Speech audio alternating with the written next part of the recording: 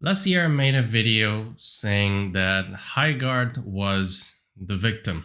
Turns out I was right because allegedly they didn't even pay for the spot that they were put in during the game's awards. That being said, I do think that it gave them a lot of exposure, and now we have the current result after the game launch. If you want to know my thoughts on the game, it's not good. Now, for those of you who want to know why it's not good, let's get started.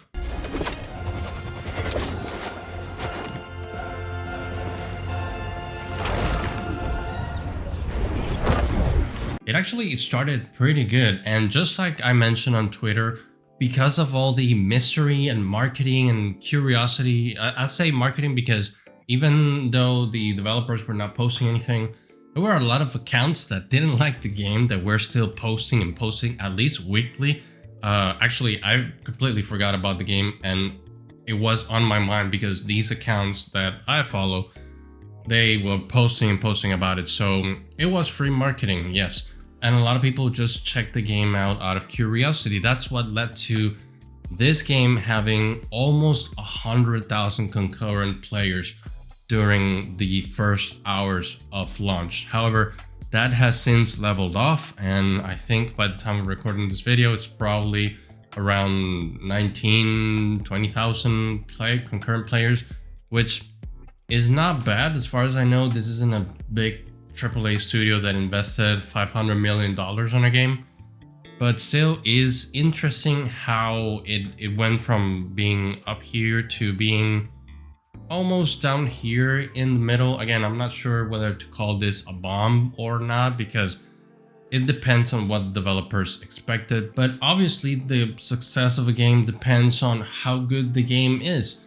One of the things that made this game not be Concord, because as far as I know, Concord didn't even have as close as this player base, is the fact that it's free. If this game would have been paid, then a lot of less people would have checked it out or refunded it or anything like that, because the player count went down so fast that most of the player probably check it out for 20 minutes, one match, and just left. Now, what is really going on? Is it pure hate? Is it the internet that is just hating games and, nobody likes new games anymore, nobody likes any new IPs? No, I don't think that's the case. And in my opinion, I tried the game, I didn't like it. Now, I understand I'm not the biggest PvP person. I do enjoy things like Overwatch. This kind of looked like a hero shooter, so I thought I checked it out. I also like Titanfall and was very curious about what the Titanfall devs would accomplish here. It turns out that everything looked very, very empty. The map is huge. It's really big for 3 people. Imagine the smallest map from Battlefield, and then you only have 6 people playing in that map. That's how it feels. It feels great when you are at the base playing with the other, killing and getting to the defuse side and all that, but the in-between, it's so tedious. And the fact that they made up this part of the game loop as you're just running around, collecting loot. That's it. You just run around on your horse, which your horse, it's not, oh, there's this new feature that's innovative. No, you need the horse. The horse is necessary because otherwise it would be ridiculous just to go around this big map walking, because the speed that you walk is not that fast anyways. So all you do is go around collecting. You either collect crystals to get better weapons from the vendor, which I think it really stops the game loop if you're gonna do that, or you're just running around looting chests, which are random, and it's not like when you get out and you loot the chest, you're gonna get a better weapon. The weapons are always the same. Like, you always get a blue one, and then on the second round, then you get a purple one, and so on and so forth. At least that was my experience. It made the match unbearable to me because waiting for that moment up until you do the siege stuff. There was one match where we were just steamrolling the other team. The other team was steamrolling us, so on and so forth, and it kept going. Since nobody was doing the defusing part of the game, it kept going for like 15, and I think I reached 20 minutes, and I don't like to leave games, but I'd say I'm done. I'm not gonna wait any further. This is not fun. I really hate people that do that. I don't like doing that in multiplayer games, but it was too much. The match was too long. At least if it was 5v5 or 6v6, probably at the starting moment would be more interesting, and it would give more that epic feel to the siege part. It really doesn't feel like a siege if you're just 3 people versus 3 people. Then we go into the part where we usually talk about in this channel, which is the art. I think the art style is fine.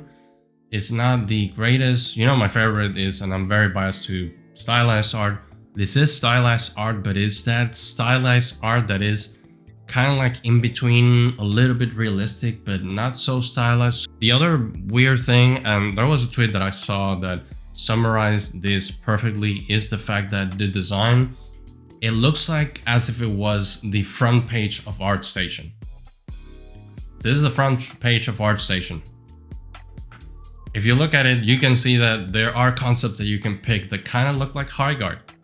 It is that weird. It's like they just pick things from several different places and let's say, yeah, let's put everything together because nobody has done this before. And look, for indie devs, if you're watching this, there are concepts that no one has done before because they do not work.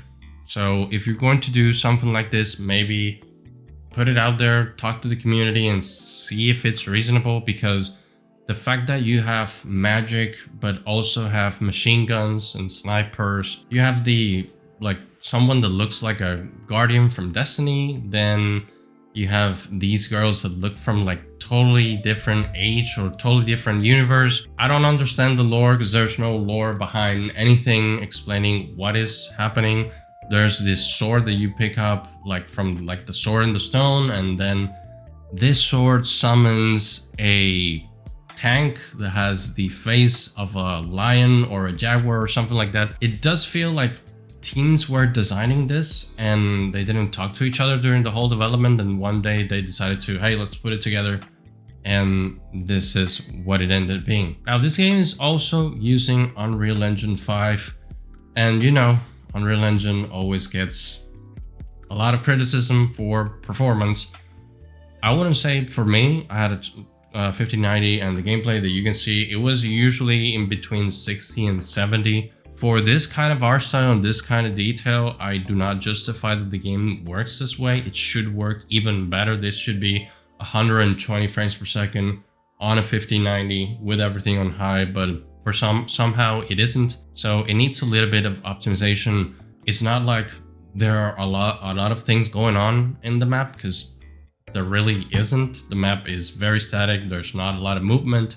There are some VFX playing around, which I understand can take a little bit of performance, but still there's not a lot of going on. One of the things that was interesting is looking at the textures. I looked down on the textures, and often I felt like the texture didn't load completely and it was stuck on the previous MIP map before LOD1. Let's call it that. LOD1 is usually the game LOD.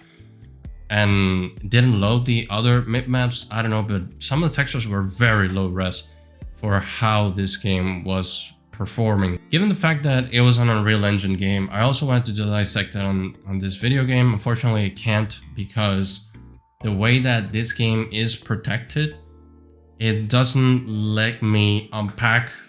Let's say that the way that the tools that I use, they unpack the already built files so I can access the models.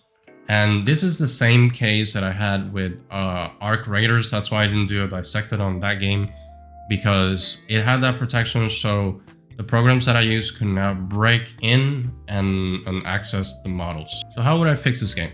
Just my opinion. I would first give a little bit of lore about what's going on, because I don't think anybody knows what's going on. Yes, your characters are called wardens, but maybe create a map that tells you what's going on.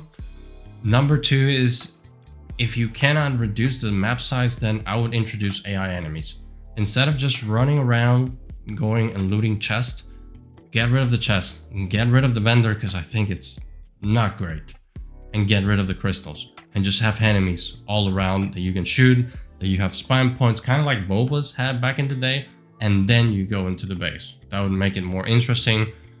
Aside from that, maybe make it 4v4 or 5v5. I know that would probably make the base part a little bit too crowded, but at least it'd be a lot more fun just shooting people around.